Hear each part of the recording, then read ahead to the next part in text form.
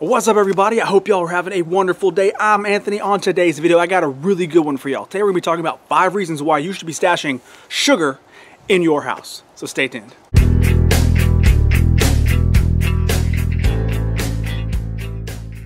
That's right, today we're going to be talking about 5 reasons why you need to stockpile sugar at your house. But before I even get started, I want to make sure I address one thing. I know there's like 7 different types of sugar out there, so for all intents and purposes, we are going to be referring to the granulated white sugar that has been refined from sugarcane, okay? I know there's like sugar beets and Terminator and all kinds of sugar out there, but I want to be talking about the most basic sugar that you can find at just about any store out there, regular table white sugar that you can get from sugarcane.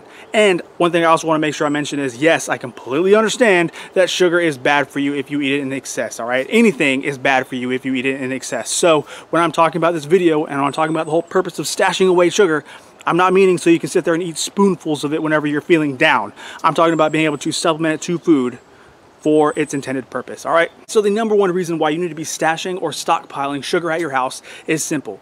Sugar does not expire, okay? It can almost last indefinitely if you keep it in the right conditions. Now, those conditions are very simple. You want to keep it dry and you want to keep it cool, all right? You don't want to leave it in a garage or something or somewhere really, really humid. You want to make sure that it's sealed so it stays dry and it stays somewhere in a climate control like inside your house. Now, I don't have to sit here and explain to you how advantageous it is to have a food or a product that does not expire, okay? It's going to be easier for you to not have to worry about rotating. However, I want to make sure that I specify you still should write down the dates of how you store this stuff because you do want to rotate. The longer sugar sits, the better chance it has of absorbing moisture from the atmosphere, and it will get hard and clumpy, all right? You don't want to get your sugar hard and clumpy because no one likes that stuff, and that's how the sugar was back in the 17th and 18th centuries, all right? Whenever they were delivering sugar for your tea, it was in a big mound like this, and it was very hard, and you had to use like a mallet and a chisel to knock off the piece you want so you can drop it down into your tea. Nobody wants that. You want to make sure it's just like your girlfriend, loose and dry, so you can avoid having all these little issues. So if you make sure you store it properly, then you'll be good to go and not have to worry about none of this stuff. Okay, so the second reason why you want to make sure that you're stockpiling sugar is because it is a preservative. Yes, sugar is a preservative. It's kind of funny how it works.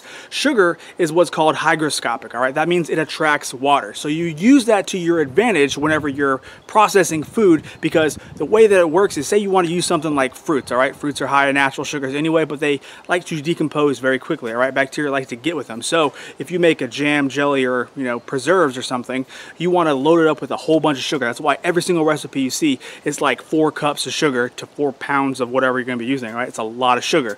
The reason being, if you load it up with sugar, it's going to essentially dry out those bacteria because that's what it does, all right? It attracts water to it, which means that if there's bacteria sitting next to it, it's going to dry out that bacteria. When those bacteria dry out, they can't replicate and they just die, all right? That's called osmosis, and that's exactly what sugar does. So if you load up a whole bunch of things with sugar, that's why if you go to your grocery store right now and you look on the back side, most of the things in cans, glass is going to be having sugar as an ingredient. It's because it is a preservative. So number 3, simply put, your body needs sugar to function, okay?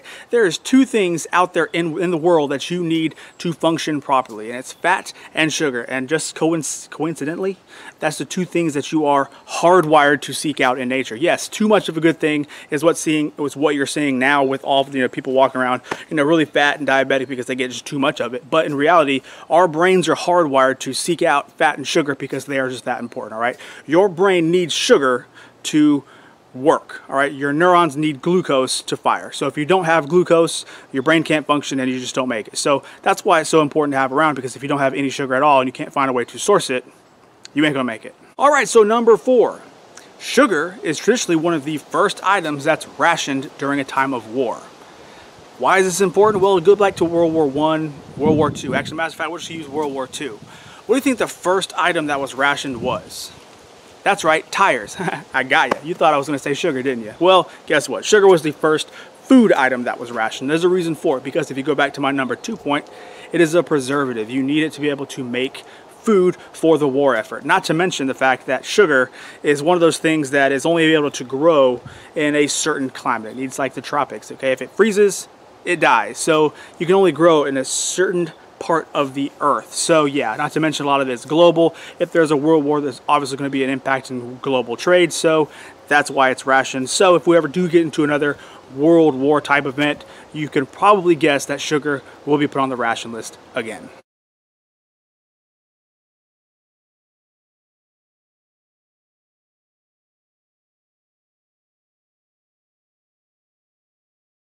All right, and my fifth and final point is the fact that sugar is a morale booster. All right, I'm not telling y'all anything you don't know already, but guess what? If there is an event or whatever happens that you need to use your stockpiles, all right, guess what you're probably going to need?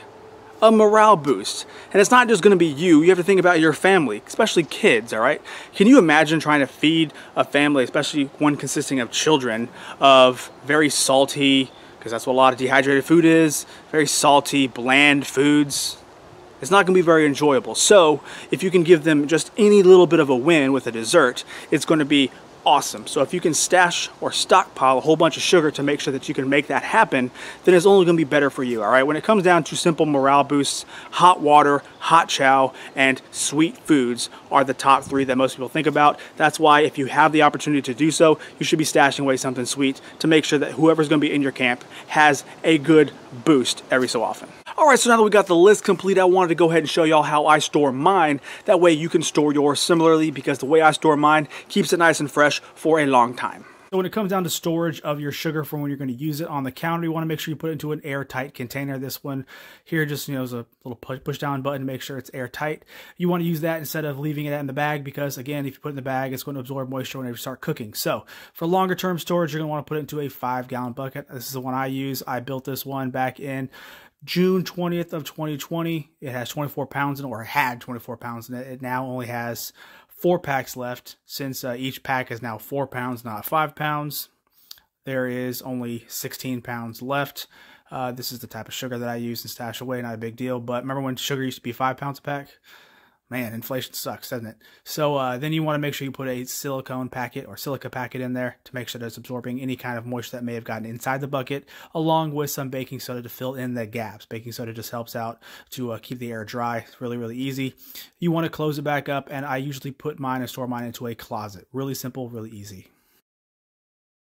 All right, so there you have it. That has been my list of 5 reasons why you need to be stockpiling sugar. I hope you liked my example of how I do it. If you have any other options or ideas on how you stash away your sugar for a long period of time, go ahead and put it down into the comments below. I'm sure everybody else would love to read it. I myself would like to read other options as well. So if you like this video at all, please do me a humongous favor and give me a thumbs up. It very much helps me out, and I would absolutely appreciate it. Subscribe, and I will catch y'all on the next one. All right, bye.